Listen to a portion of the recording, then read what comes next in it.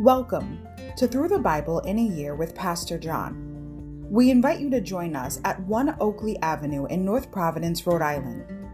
This podcast is presented to you by The Way Ministries, supported by listeners like you. For donations, live videos, podcasts, and more, please visit www.thewayministriesri.org.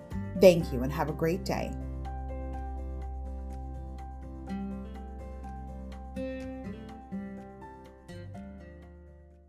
Hi everybody, welcome to Through the Bible in a Year with Pastor John. Glad you can join me today to get a portion of God's Word. Today we're going to begin in day 53, February 22nd, Deuteronomy chapters 5 to 7, reviewing God's demands. Overview. The second and longest of Moses' 3 sermons begin in chapter 5 and ends in chapter 26. Moses begins by reviewing the 10 commandments, the foundational expression of God's moral requirements for humanity. He then stresses the importance of loving God and passing on his law to succeeding generations. Moses realizes the need for the people of Israel to keep the law and teach future generations God's command if they are to be what God desires of his children, an obedient people who conquer their foes in the strength God provides. Chapter 5, restating the 10 commandments, laws from Sinai. Chapter 6, revealing a new command, law of love. Chapter 7, repeating a future hope, certainty of victory. Insight. Hear ye, hear ye. Deuteronomy chapter 6, 4 to 9. Deuteronomy chapter 6, 4 to 9 begins the celebrated Hebrew Shema. Shema is the Hebrew word meaning listen, which is still recited twice daily by pious Jews. It addresses a singular you. In chapter 11, a similar passage addresses a plural you, the community. The strength of the nation is built on collective obedience that stems from a personal relationship with God and obedience to his commands. Insight. Sweet drink and sticky fingers. Deuteronomy chapter 6, verse 3. The description of the promised land as the land flowing with milk and honey, chapter 6, verse 3, pictured a land of prosperity and abundance. A rich supply of milk indicated vast pasture lands. Honey was considered a delicacy. Deuteronomy 7, 13 to 15 describes in even greater detail the Lord's blessings on the land. Deuteronomy chapter 5, 10 commandments for the covenant community. Moses called all the people of Israel together and said, "Listen carefully, Israel. Hear the decrees and regulations I am giving you today, so you may learn them and obey them. The Lord our God made a covenant with us at Mount Sinai. The Lord did not make this covenant with our ancestors, but with all of us who are alive today. At the mountain, the Lord spoke to you face to face from the heart of the fire. I stood as an intermediary between you and the Lord, for you were afraid of the fire and did not want to approach the mountain. He spoke to me, and I passed his words on to you. And this is what he said. I am the Lord your God who rescued you from the land of Egypt, the place of your slavery. You must not have any other God but me. You must not make for yourself an idol of any kind, or an image of anything in the heavens, or on the earth, or in the sea. You must not bow down to them or worship them, for I, the Lord your God, am a jealous God, who will not tolerate your affection for any other gods. I lay the sins of the parents upon their children. The entire family is affected, even children in the 3rd and 4th generations of those who reject me. But I lavish unfailing love for 1,000 generations on those who love me and obey my commands. You must not misuse the name of the Lord your God. The Lord will not let you go unpunished if you misuse his name. Observe the Sabbath day by keeping it holy, as the Lord your God has commanded you. You have 6 days each week for your ordinary work, but the 7th day is a Sabbath day of rest, dedicated to the Lord your God. On that day, no one in your household may do any work. This includes you, your sons and daughters, your male and female servants, your oxen and donkeys, and other livestock, and any foreigners living among you. All your male and female servants must rest as you do. Remember that you were once slaves in Egypt, but the Lord your God brought you out with his strong hand and powerful arm. That is why the Lord your God has commanded you to rest on the Sabbath day. Honor your father and mother as the Lord your God commanded you. Then you will live a long, full life in the land the Lord your God is giving you. You must not murder. You must not commit adultery. You must not steal. You must not testify falsely against your neighbor. You must not covet your neighbor's wife. You must not covet your neighbor's house or land, male or female servant, ox or donkey, or anything else that belongs to your neighbor. The Lord spoke these words to all of you assembled there at the foot of the mountain. He spoke with a loud voice from the heart of the fire, surrounded by clouds and deep darkness. This was all he said at that time, and he wrote his words on 2 stone tablets and gave them to me. But when you heard the voice from the heart of the darkness, while the mountain was blazing with fire, all your tribal leaders and elders came to me. They said, "Look, the Lord our God has shown us his glory and greatness, and we have heard his voice from the heart of the fire. Today we have seen that God can speak to us humans, and yet we live. But now, why should we risk death again? If the Lord our God speaks to us again, we will certainly die and be consumed by this awesome fire.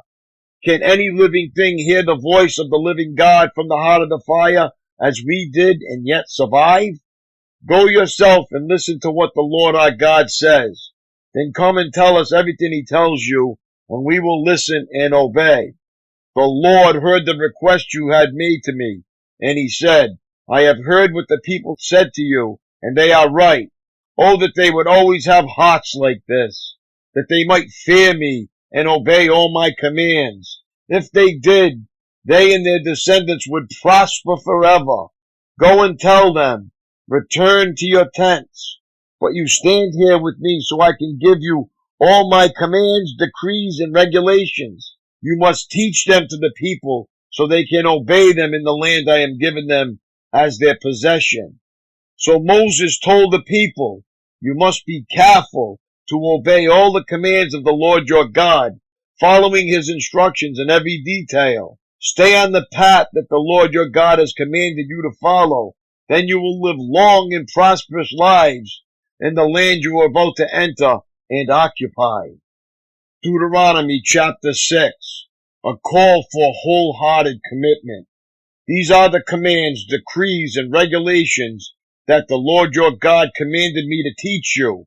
You must obey them in the land you are about to enter and occupy, and you and your children and grandchildren must fear the Lord your God as long as you live. If you obey all his decrees and commands, you will enjoy a long life. Listen closely, Israel, and be careful to obey. Then all will go well with you, and you will have many children in the land, flowing with milk and honey, just as the Lord, the God of your ancestors, promised you. Listen, O Israel, the Lord is our God, the Lord alone, and you must love the Lord your God with all your heart, all your soul, and all your strength, and you must commit yourself wholeheartedly to these commands that I am giving you today. Repeat them again and again to your children. Talk about them when you are at home, and when you are on the road, when you are going to bed, and when you are getting up. Tie them to your hands and wear them on your forehead as reminders. Write them on the doorposts of your house and on your gates. The Lord your God will soon bring you into the land he swore to give you when he made a vow to your ancestors Abraham, Isaac, and Jacob. It is a land with large, prosperous cities that you did not build. The houses will be richly stocked with goods you did not produce. You will draw water from cisterns you did not dig, and you will eat from vineyards and olive trees you did not plant. When you have eaten your fill in this land, be careful not to forget the Lord who rescued you from slavery in the land of Egypt. You must fear the Lord your God and serve him. When you take an oath, you must use only his name. You must not worship any of the gods of neighboring nations, for the Lord your God who lives among you is a jealous God. His anger will flare up against you, and he will wipe you from the face of the earth. You must not test the Lord your God, as you did when you complained at Massah. You must diligently obey the commands of the Lord your God, all the laws and decrees he has given you. Do what is right and good in the Lord's sight, so all will go well with you. Then you will enter and occupy the good land that the Lord swore to give your ancestors. You will drive out all the enemies living in the land, just as the Lord said you would. In the future, your children will ask you, what is the meaning of these laws, decrees, and regulations that the Lord our God has commanded us to obey? Then you must tell them, we were Pharaoh's slaves in Egypt, but the Lord brought us out of Egypt with his strong hand. The Lord did miraculous signs and wonders before our eyes, dealing terrifying blows against Egypt and Pharaoh and all his people. He brought us out of Egypt so he could give us this land he had sworn to give our ancestors. And the Lord our God commanded us to obey all these decrees and fear him so he can continue to bless us and preserve our lives as he has done to this day. For we will be counted as righteous when we obey all the commands the Lord our God has given us. Deuteronomy chapter 7. The privilege of holiness. When the Lord your God brings you into the land you are about to enter and occupy, he will clear away many nations ahead of you. The Hittites, Girgashites, Amorites, Canaanites, Perizzites, Hivites, and Jebusites. These 7 nations are greater and more numerous than you. When the Lord your God hands these nations over to you and you conquer them, you must completely destroy them. Make no treaties with them and show them no mercy. You must not intermarry with them. Do not let your daughters and sons marry their sons and daughters, for they will lead your children away from me to worship other gods. Then the anger of the Lord will burn against you, and he will quickly destroy you. This is what you must do. You must break down their pagan altars and shatter their sacred pillars. Cut down their Asherah poles and burn their idols. For you are a holy people who belong to the Lord your God. All of the people on earth, the Lord your God has chosen you to be his own special treasure. The Lord did not set his heart on you and choose you because you were more numerous than other nations, for you were the smallest of all nations. Rather, it was simply that the Lord loves you, and he was keeping the oath he had sworn to your ancestors. That is why the Lord rescued you with such a strong hand from your slavery and from the oppressive hand of Pharaoh, king of Egypt. Understand, therefore, that the Lord your God is indeed God. He is the faithful God who keeps his covenant for 1,000 generations and lavishes his unfailing love on those who love him and obey his commands. But he does not hesitate to punish and destroy those who reject him. Therefore, you must obey all these commands, decrees, and regulations I am giving you today. If you listen to these regulations and faithfully obey them, the Lord your God will keep his covenant of unfailing love with you as he promised with an oath to your ancestors. He will love you and bless you, and he will give you many children. He will give fertility to your land and your animals. When you arrive in the land he swore to give your ancestors, you will have large harvests of grain, new wine and olive oil, and great herds of cattle, sheep, and goats. You will be blessed above all the nations of the earth. None of your men or women will be childless, and all your livestock will bear young, and the Lord will protect you from all sickness. He will not let you suffer from the terrible diseases you knew in Egypt, but he will inflict them on all your enemies. You must destroy all the nations the Lord your God hands over to you. Show them no mercy, and do not worship their gods, or they will trap you. Perhaps you will think to yourselves, how can we ever conquer these nations that are so much more powerful than we are? But don't be afraid of them. Just remember what the Lord your God did to Pharaoh and to all the land of Egypt. Remember the great terrors the Lord your God sent against them. You saw it all with your own eyes. And remember the miraculous signs and wonders and the strong hand and powerful arm with which he brought you out of Egypt. The Lord your God will use this same power against all the people you fear. And then the Lord your God will send terror to drive out the few survivors still hiding from you. No, do not be afraid of those nations, for the Lord your God is among you, and he is a great and awesome God. The Lord your God will drive those nations out ahead of you little by little. You will not clear them away all at once. Otherwise, the wild animals would multiply too quickly for you. But the Lord your God will hand them over to you. He will throw them into complete confusion until they are destroyed. He will put their kings in your power, and you will erase their names from the face of the earth. No one will be able to stand against you, and you will destroy them all. You must burn their idols in fire, and you must not covet the silver or gold that covers them.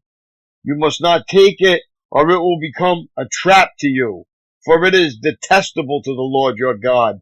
Do not bring any detestable objects into your home, for then you will be destroyed, just like them. You must utterly detest such things, for they are set apart for destruction. My daily walk. If a God is defined as anything that has the potential to replace God as the focus of your life, what will be the most dangerous God you encounter today at work or school, at home, in your leisure time activities? As Moses repeated God's law to the people, he emphasized one command: you must not have any other God but the Lord. Chapter 5, verse 7. Why that command? Because he remembered the gold calf incident at Mount Sinai. He knew the ever-present danger of substituting something for the all-important someone. Moses also knew the religious climate into which the people were about to move, a land filled with idolatry and immorality, which could turn the Israelites from God. Go back over your list of potential gods. Have you allowed one or more to control your life? If so, make a note for yourself of the ones that need to be rooted out. Then invite the one true God to return to his desired and proper place. Idolatry is anything that cools your desire for Christ. Something to think about. That's all for today, my friends. It was great reading with you. Have a great day. God bless, and I will see you tomorrow, Lord willing. Peace.